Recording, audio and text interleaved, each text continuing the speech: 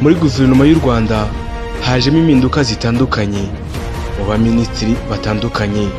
Niba wibuka neza, ejo bundi Perezida Kagame yavuze ku kibazo cy'ubuhinzi n'ubworozi, aho yavuze ku kibazo cy'umuceri w'abahinzi waheze ku mbuga nk'aho ababishinzwe batabibona. Ubu noneho Minisiteri y'Ubucuruzi n'Inganda Minicom yabiyoborwaga na Dr Jean Chrysostome Ngabitsinze iri muri 3 zahawe abaminisitiri bashya muri guverinoma y'u Rwanda. Ibi bikaba byabaye nyuma yo kunengwa kurangarana abahinzi b'umuceri wa Bugarama mu karere ka Rusizi mu ntara y'Iburengerazuba. Nitwa Eric Nshimiyimana muri kumva, naho iyi nibizazamenya muri kumwe. Ubuvumbuzi, siyanse, ubushakashatsi bucukumbuye, imikino n'imyidagaduro, ibyamamare muri politike, byose n'ahandi wabikura atari kuri bizazamenya. Wowe ukomeza ukore subscribe, ukore share, maze ibiganiro byacu na documentaire zacu bikugereho umunsi ku munsi kandi bishya. Nawe ukoze subscribe aka kanya, menya ko utangiye urugendo rushya n'ubuzima bushya bwo kumenya isi n'abayituye. Muhaye ikaze. Gusa reka nsuhuze abaturanyi b'i Burundi, tujya duhuza umuco tugahoza imisozi n'abantu. Nk'abo mu gisagara cya Bujumbura muriko murakoma, Cibitoke muramye murakoma, abo muri Ngozi Yegome namwe turabakunda cyane. Ndagusabye munega amatwi umva akantu ku kandi, umunota ku munota, isogonda ku isogonda, maze wumve kandi umenye abatuye isi, ibiri ku isi, haba ibyihishe ndetse n'ibigaragara, ubumenyi bw'isi, ibinyabutabire n'ibinyabuzima, byose tuzabikubwira. Ibyatambutse n'amateka y'isi, ibyaranze isi muri politike ndetse n'ubuzima bwayo, byose bizaca hano kuri bizazamenya. Nibishoboka kandi wicaye wige. Nkuhaye ikaze nawe uje ubu, nawe uje aka kanya. Ndizera ko uje mu muryango mugari wa bizazamenya. Dr Ngabitsinze uyoboraga Minicom kuva tariki ya 30 Nyakanga umwaka wa 2022 yasimbujwe na Prudence Sebahizi, wari umuyobozi ushinzwe imikorere n'ubugenzuzi mu bunyamabanga bw'isoko rusange rya Afrika AfCFTA. Dr Ngabitsinze ari mu Perezida Kagame yanenze ubwo yari amaze kwakira indahiro ya Minisitiri w'Intebe Dr Edouard Ngirente hamwe n'iz'abadepite kuwa gatatu tariki ya 14 Kanama umwaka wa 2024. Icyo gihe Perezida Kagame yanenze abayobozi batamenya ibibazo biri mu nshingano zabo, ariko ikirushijeho kuba kibi ngo nuko bimenya ntugire icyo bikoraho, ndetse no kudakorana kw'inzego, aho yatanze urugero ku bahinzi b'umuceri bo muri Rusizi bawejeje bakabura isoko, ababishinzwe barebera. Perezida Kagame ati, narimo nshakisha amakuru kuri interinete, nza kubona ku mbuga nkoranyambaga abantu batabaza ko abahinzi b'umuceri bareza amatoni n'amatoni, arababarana kuko adafite aho hajya, adafite abayagura.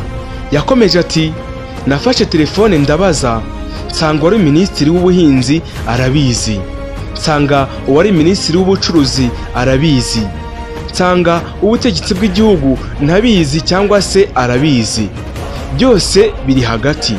Minisitiri w'Intebe wagiyeho nonaha we yarabizi igice. Umukuru w'igihugu ababazwa nuko abaturage nk'abo bahinzi bashoye imbaraga zabo n'amafaranga bigapfa ubusa, nyamara baba bakoze iby'ubuyobozi bubatoza buri munsi. Birakekwa ko umuceri weze i Rusizi muri Bugarama mu kibaya cya Rugarama ugera kuri toni 5,000 wabuze isoko, mu gihe abakawushakiye isoko bita cyane ku muceri winjira mu Rwanda uvuye mu mahanga kuko bafitemo inyungu nyinshi.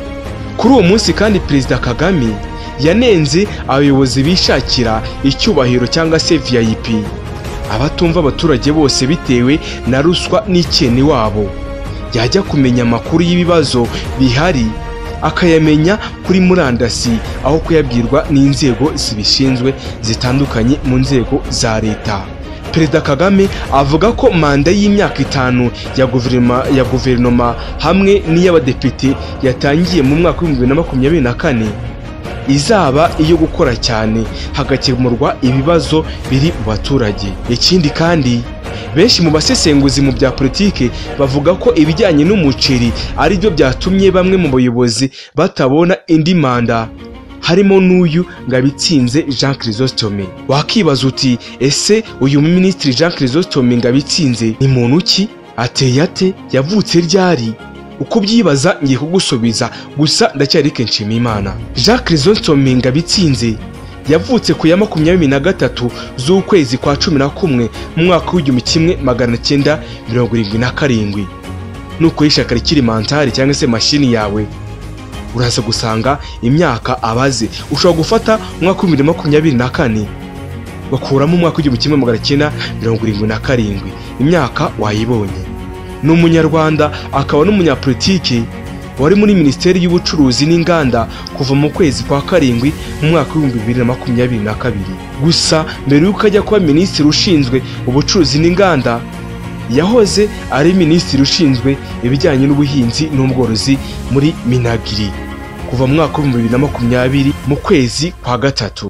Ikindi wamenye cyiyongere kuri uyu nuko uyu Jean Chrysostome ari umwanditsi cyangwa se umunyamabanga w'ishyaka rishinzwe imibereho myiza y'abaturage ari ryo Social Democratic Party PSD kuva mu mwaka wa 2015. Uyu kandi nubwo nubundi yari umutegetsi cyangwa se minisitiri, yarize kuko Chrysostome afite PhD mu by'umutungo w'ubuhinzi, Agriculture Economics, yakuye muri kaminuza ya University Milan muri Italy. Uyu kandi ni umugabo wari ukomeye cyane kuko afite professor mu by'umutungo w'ubuhinzi, Agriculture Economics, muri kaminuza nkuru y'u Rwanda, University of Rwanda, kuva mu mwaka wa 2009. Twabibabwiye ko Jean Chrysostome yavutse ku ya 23 mu kwezi kwa 11 mu mwaka wa 1977. Yavukiye mu karere ka Nyamagabe mu ntara y'Amajyepfo y'u Rwanda. Reka ndamutse abari za Kinazi, Rusatira, Butare, Nyaruguru ndetse na Nyamagabe, Nyanza, Ruhango, Muhanga, abatureye kandi umugizi wa Nyabarongo, yaba imbere cyangwa se inyuma cyangwa se hakuno no hakujya, abantu kandi bari za Ruyenzi, mwese ndabifuriza ibyiza n'iterambere. Uyu kandi yasoje amashuri ye mu mashuri yisumbuye muri Aperugunga mu mujyi wa Kigali, ubwo nicyo bitwita high school level. Kuva mu mwaka wa 2018 Jean Chrysostome yabaye umukandida kuba umwe mu mutwe w'abadepite bavugira rubanda mu Rwanda nk'wari uri muri PSD, maze icyo gihe yabaye umukuru w'ako kanama k'abadepite ba rubanda bashinzwe kurengera inyungu za rubanda ari bo baturage, nicyo twita Public Account Committee cyangwa se PACA.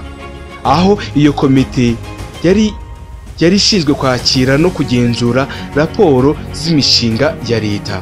Gusa Jean Chrysostome yaje kuyivamo mu mwaka wa 2020 mu kwezi kwa 3 igihe yatorewe kujya muri guverinoma y'u Rwanda, maze mu kwezi kwa 3 ku ya 9 mu mwaka wa 2020 Jean Chrysostome yagiriwe icyizere na Perezida Paul Kagame kujya muri guverinoma y'u Rwanda nka minisitiri muri leta ushinzwe ibijyanye n'ubuhinzi n'ubworozi Minagri. Mu mwaka wa 2016 kandi Jean Chrysostome yari mu kanama gashinzwe ubuhinzi n'ubworozi, nyuma aza kuba chairperson muri National Agriculture Export Development Board cyangwa se NAEB mu gihe cy'imyaka igera kuri 2.